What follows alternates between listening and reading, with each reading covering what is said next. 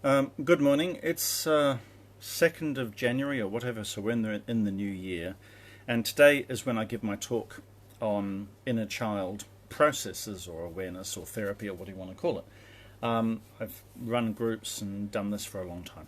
So it's Edward James Tagg, inner child therapist, discussing how our trauma remains hidden. And everybody who's watching, say hi, hello, nice to meet you. I'm also on YouTube now, so hit that bell icon, the notifications, you know the blah-de-blah, you know the routine. Keep it simple, stupid, as they say. Okay, so how our trauma remains hidden. It's actually really important to understand this process. Hello, Kelly, and everybody's joining in. Because there's actually, there's hundreds of thousands of ways that society and external forces and internal forces cause us to put a lid on our feelings and our history and our trauma and everything. And I'm going to be talking about all of that. And I've written a long list, so there's just lots of notes. So, keeping it really, really simple, it is true that society trains us not to feel. Now, why would it do that? Why would it have a benefit to do that? Well, I'm English, and they say, stiff upper lip, And during the war years and during times of, too much trauma, if you think, like my mother, she walked on her way to school and she saw a baby's shoe, little tiny baby shoe, but with the baby's foot still in it. Now, she could have freaked out. She could have had a complete meltdown, ended up in the psychiatric ward or whatever, but she just had to blimmin' well get on with it.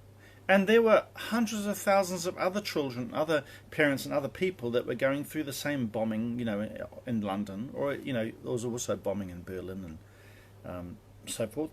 So, there used to be an old poster in England that was called just something, get on with it anyway sort of thing. I can't remember. But anyway, so I'm going to go through why our trauma remains hidden. So obviously within the family structure, when you're a baby and when you're growing up, one of the biggest problems is that your own parents are actually unhealed children themselves. So already you're off to a bad start, because unless your parents are enlightened or starseeds or highly connected or mature or psychotherapists that are of a high vibration, chances are they probably haven't done enough work on themselves, because they're only in their 20s and 30s. It's not until you get into your, hello Peter and everybody else is joining, it's not until you get into your 50s where you work on your stuff. So it's guaranteed that if you're a child, you will be born into parents that are essentially unhealed children themselves.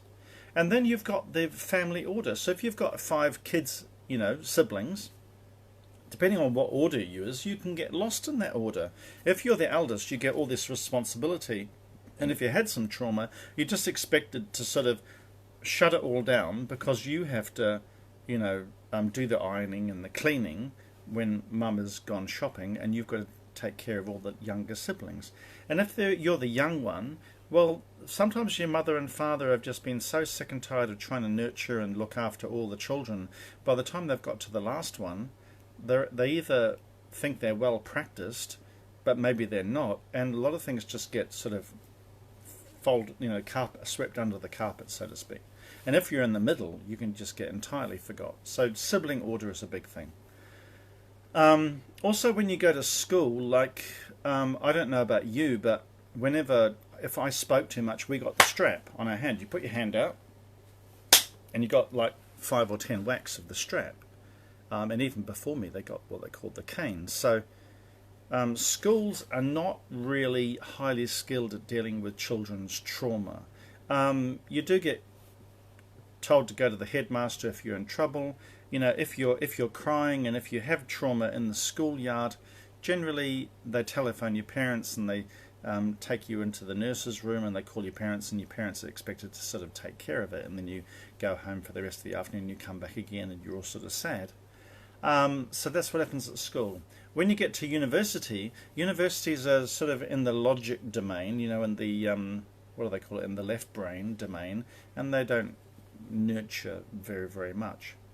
and also in the military or any government organisations. Why don't they support people's trauma? Well, there are various reasons. One of the reasons is there's quite a lot of reptilians behind the scenes in governmental control, and particularly in corporate. Like any corporations are kind of in that mindset of getting the most work out of their employees for the least amount of bucks, the least amount of money. So they're not into supporting emotional trauma. If you watch the very first movie, The Matrix, because I've just watched number 4, there's a typical scene where Thomas Anderson is being just told by his authoritarian boss that if you can't get to work on time, because he was on a drug bender the night before and he's trying to deal with his trauma, they're just saying, we want you at your desk at 9 o'clock and just do the job.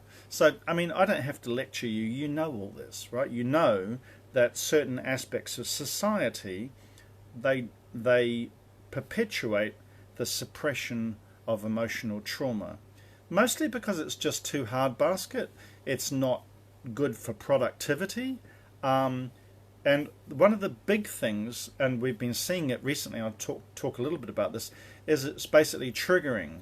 Is if someone has a meltdown, those that are around, they just don't cope very well because all this is inconvenient, because this brings up my own memories, or I've been taught different ways to suppress my trauma. So if you're like flinging off and having a mental breakdown right now, well, it just makes me feel weak and vulnerable, and so I'm going to stiff up lip, and I'm just going to get on with it, and how dare you remind me of my own trauma. I don't like what you're doing. You're making me feel unstable and scared right now.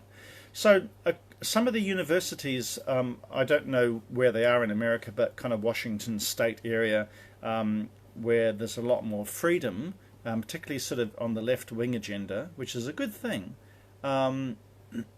When there's protesting, I'm all supporting that.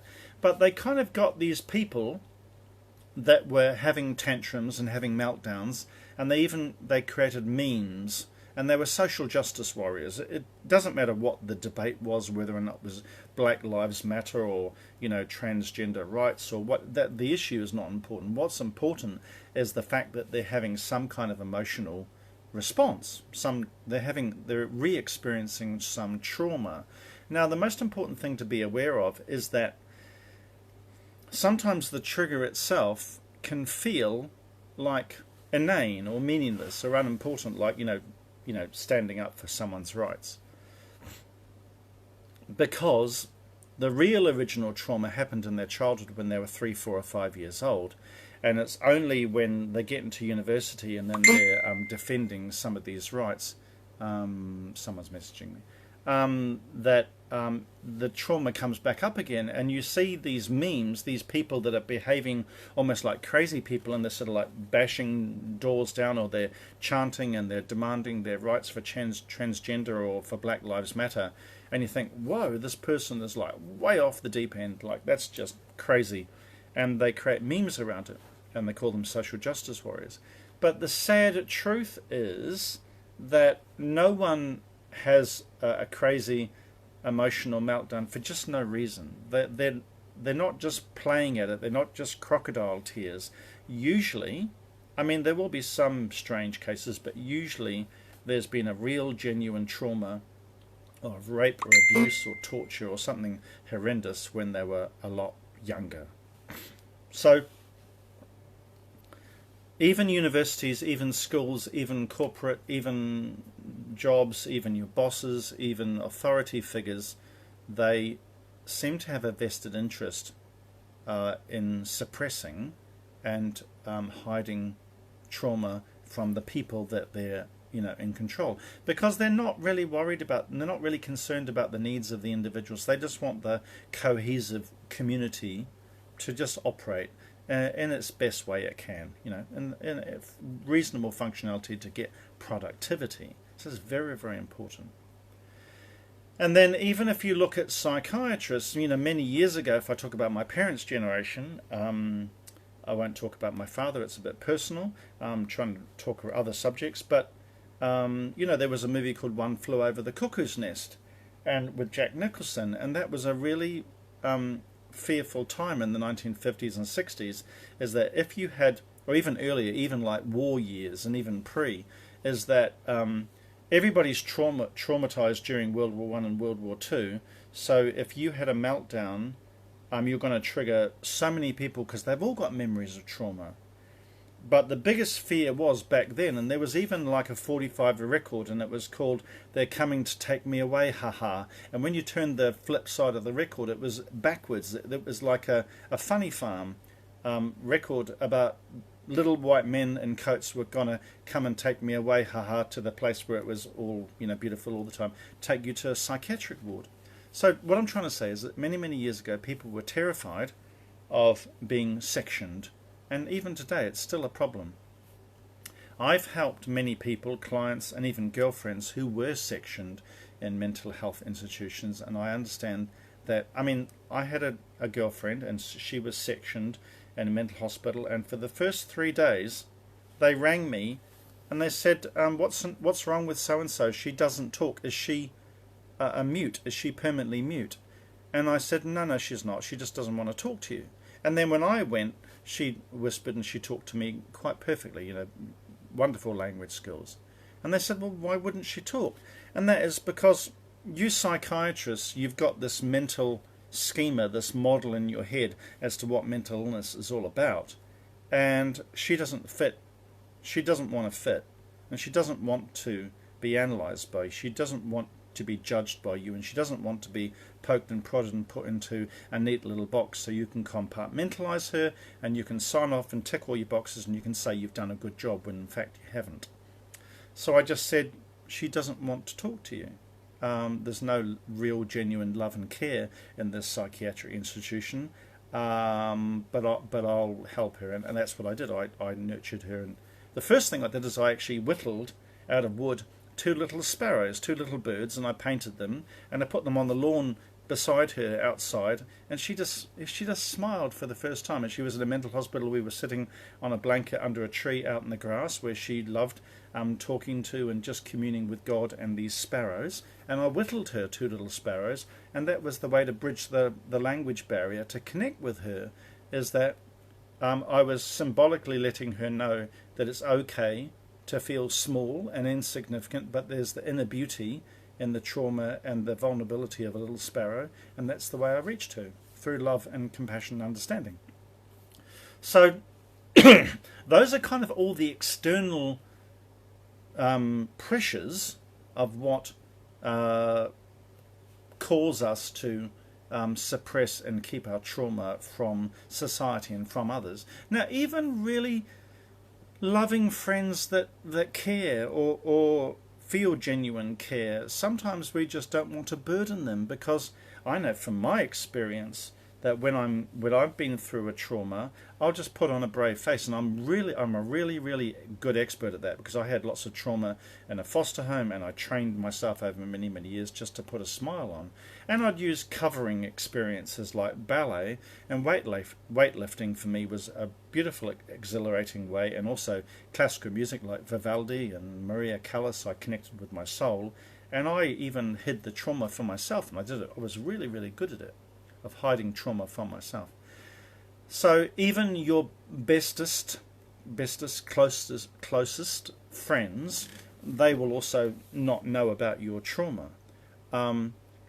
It's only when there's some, major trigger, like a death of a parent, or a car accident, or an illness where you're in hospital and you're completely incapacitated and mobilized. I had a hernia operation, and when I came out of the hernia operation, for whatever reason, something went wrong, and I was bending the bars of the iron railings on the bed, and I was bending them, and I bent the iron bars on the hospital towards me, so my fists were not touching but about 6 inches apart, and I was shaking, and they had to put a morphine injection in my leg to calm me down, and they had to put a thing between my teeth, because I was screaming in agony, and I said I was causing my own pain. But I was just upset because my girlfriend, they didn't tell her that I came out of surgery, and I was right there, so I just felt scared and abandoned and agony, and it brought up all my feelings again.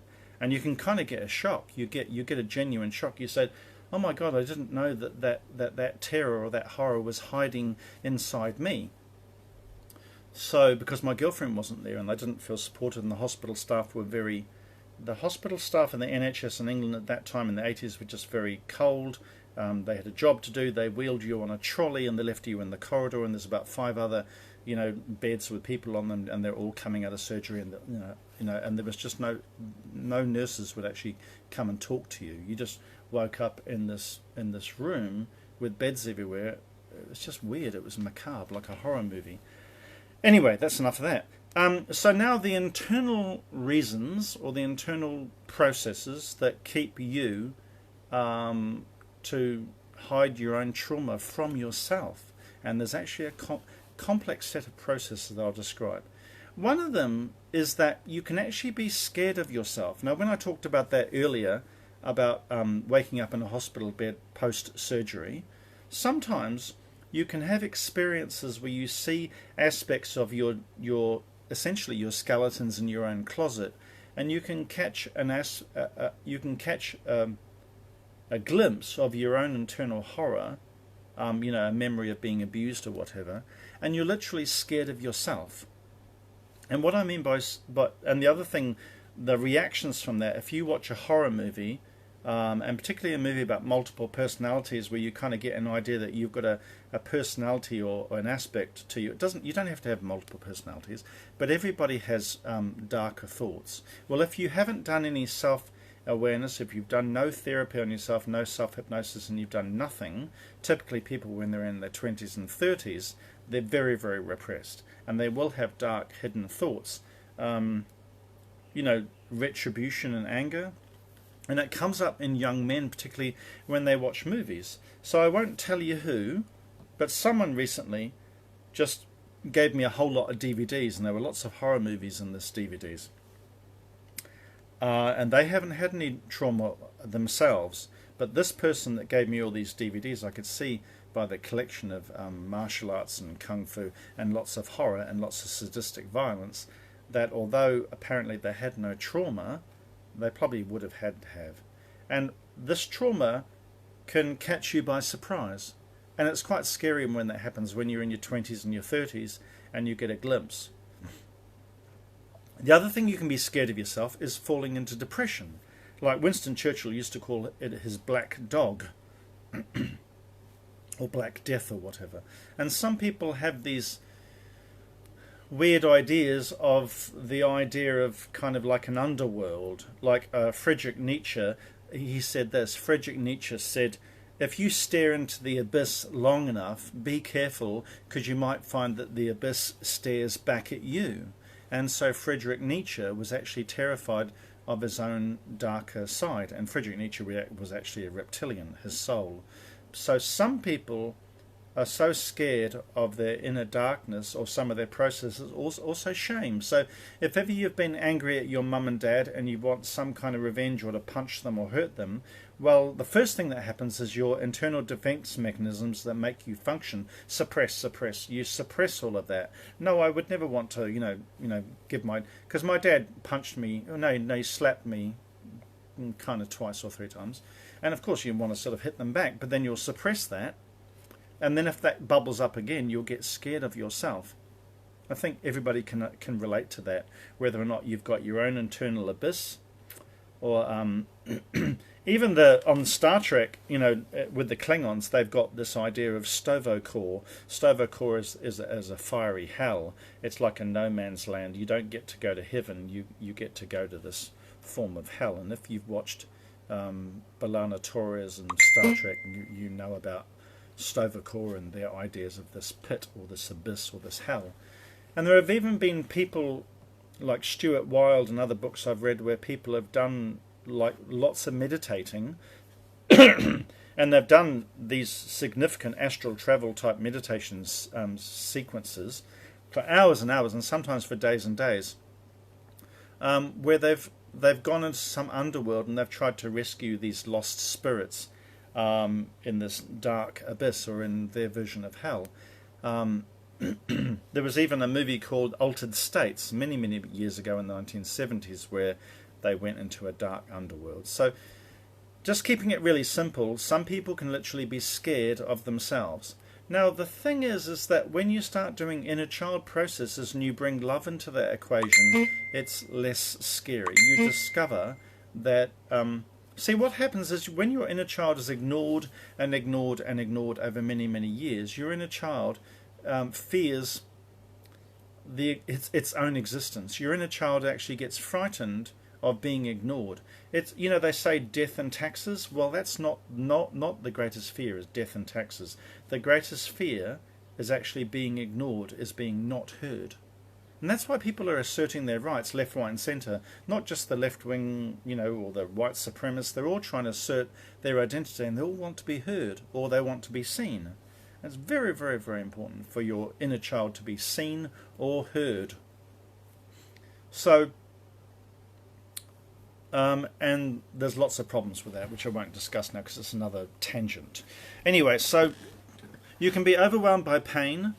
You can also be scared that you might open up a can of worms, like Pandoras Box. Pandoras Box, I don't know too much about it, an ancient Greek legend about someone opened a box and all these, you know, demons and everything got out. Well, I think that Pandora's Box was actually a metaphor for someone's path of personal growth, and they were scared that if they got the key and if they found a way to unlock their own soul or their own heart, they'd discover aspects of their wounded inner child that would be like little demons, you know, running amok and creating, you know, creating terror in your own life because you were scared of your own trauma.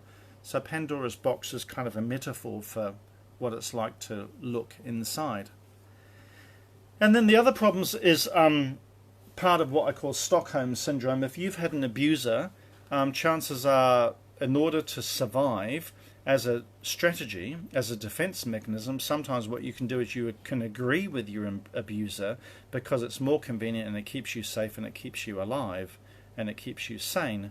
So sometimes we can change all of our values to align with someone in order to keep us safe. So if you've had years of abuse, think of ways in which you've changed some of your core values and even your virtues, and you've changed them to align with people that have been abusers or people who have been, you know, rough on you or whatever, just because you feel sorry for them, or as a survival strategy because you've you thought it was just better, it was more virtuous to be less selfish and to have love and compassion for them rather than love and compassion for yourself. And also to be seen in society as a good person. So if you want to be seen in society as a good person, the way to do that is become selfless and to think of others more than yourself. Even myself, even when I was being abused in a foster home, I was trained to always take the smallest slice of the cake and let everybody take a pick of the cake first, and you got the last slice. If there was one left, you got nothing, or if there's nothing, and you took the smallest slice of the cake. So that's what it means to become a virtuous person, is that you put yourself last. And so there's lots of conditioning around that, what it means to be a good person. So the other problem is self-blame. Out of that, blaming yourself is also a virtuous thing to do as well. And it's also a survival strategy. And then the sadness of that for you when you want to reconnect with yourself is you can get overwhelmed with sadness, and you can have an aspect of your inner child which is called your inner protector, and your inner protector is designed to prevent you from getting overwhelmed, so you'll cause yourself to shut down just because of this self-blame. You feel that you did it to yourself. So often when I have conversations with my inner child about 2 or 3 weeks ago, he did something, he's done it before and it really kind of shocked me, and my inner child said to me, "I'm sorry." And I caught myself, sometimes you can catch yourself like 6 o'clock in the morning. I recommend you do this. You can actually have a channeled dialogue with your own inner child. And I was just thinking about what I went through in the foster home and when my parents split up. And even my parents' divorce, you know, even when my mum ran away from home, I woke up 6 o'clock in the morning and my inner child said to me, "I'm so sorry." And I just caught myself and I thought, what? what is it? What is it in my psyche that's saying to me, I'm sorry? And then I realised that some of my own distractions and defence mechanism from being overwhelmed is actually run by my inner child that feels guilty about putting myself in that foster home through my own inaction, or not telling someone, or ruining the rest of my life through not nurturing myself. And you kind of get caught in this circle. So you've got this inner child that feels responsible for not nurturing and looking after your own inner child, and then it grows up and becomes an adult, and then it assumes responsibility and control over everything, and then it apologizes for doing a bad job. And then you catch yourself and you say you're spinning in a circle, and you've got your soul, which is kind of like your oversoul or the overwatching parent. And then when you get into spiritual enlightenment, or talk to angels, or listen to beautiful music, or get inspired, you'll find this stronger part of you, and it just observes this like our angels watch and observe us, and see this cycle of self-blame that's going on inside you. And then you just find love in that, and you are willing to let yourself off the hook.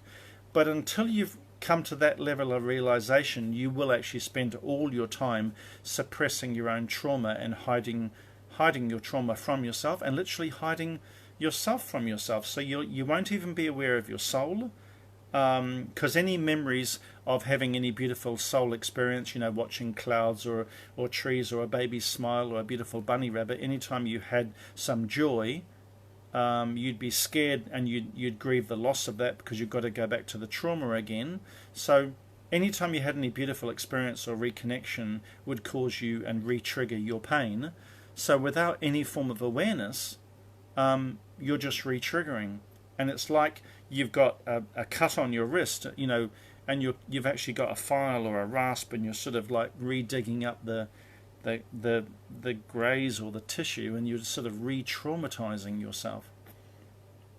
So the other problem is to do with inner child trust building, is that if you do some kind of therapy on yourself, and you have some beautiful awareness, well, your inner child is also going to have a problem with trust, because they think, well, you were intelligent enough that you could do it once and you could have some beautiful experience. But then they say, well, maybe you're intelligent enough to do it once, but you're not intelligent enough to do it twice and 3 times and 4 times and 5 times and every day for the rest of your life. So they say, well, that's too hard basket, too overwhelming. And then your inner child says to you, I don't trust that you can maintain and keep this level of self-awareness up. I'm going to choose to shut you down to stay safe and not feel, and just zombie out, and just like get off into distractions, or playing pretty music, or gardening, or whatever you do to distract yourself from feeling and being present.